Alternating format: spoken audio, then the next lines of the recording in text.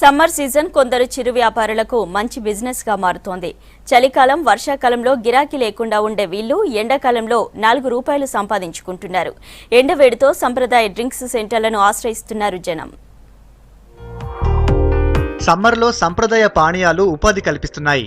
మార్కెట్లోకి ఎన్ని కొత్త బ్రాండ్ కూల్ డ్రింక్స్ వచ్చినా నిమ్మకాయ సోడా, కొబ్బరి బోండాలకు ఇప్పటికీ డిమాండ్ తగ్గలేదు.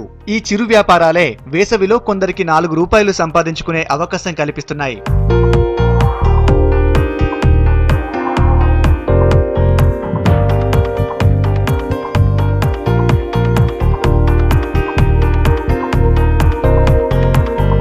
హాట్ సమ్మర్లో కూల్ డ్రింక్స్ వైపు పోకుండా సోడా, లస్సీ, చెరుకు జ్యూస్ తాగుతున్నారు జనం.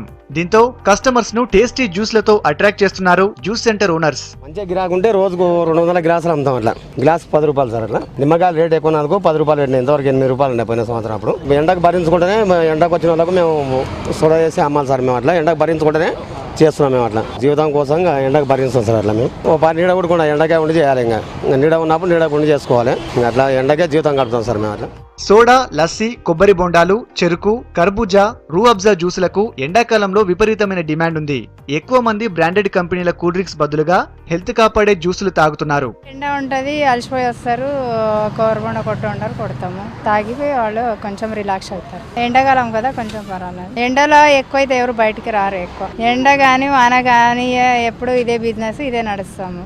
मैं ऐसा 2 महीने बिजनेस करता हूँ.